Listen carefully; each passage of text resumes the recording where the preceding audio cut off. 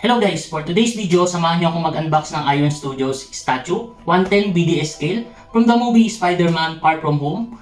Ngayon, meron akong si Spider-Man or si Peter Parker. Ito siya guys.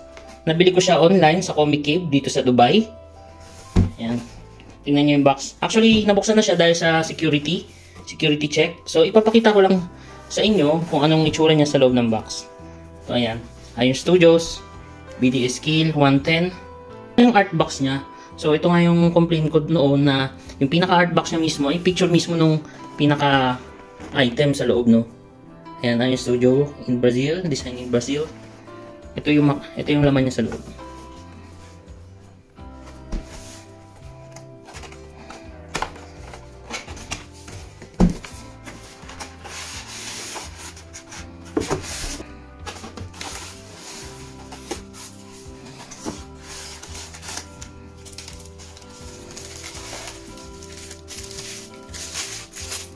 So, meron lang siyang dalawang parts.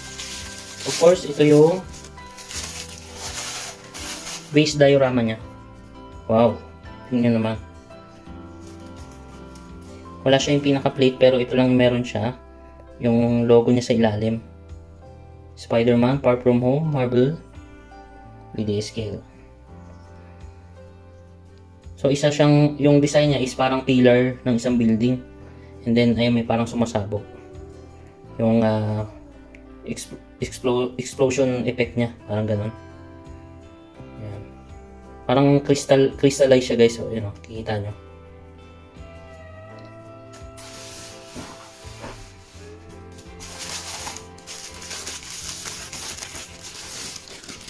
And of course, si Spider-Man. So kaya ko to nagustuhan, gusto ko yung kulay ng costume niya dito, no. Red and black scheme. Parang ganun.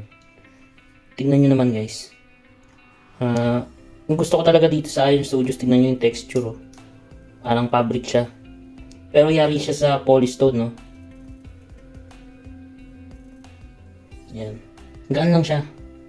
Very light lang siya. Wala pa yatang ilang gramo to. Wow.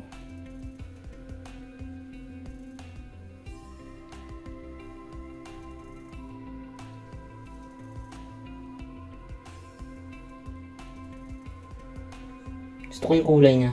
Yung black niya is parang may pagka dark blue. Pag naiilawan. Siguro, illusion ko lang siguro yun. Pero tingin nyo guys. Pero, usually, actually dapat dark red siya. No?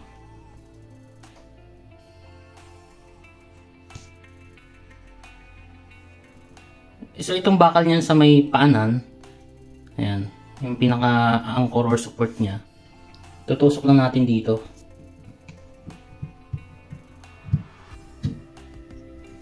Yan. So, I'm glad I got this guys, no.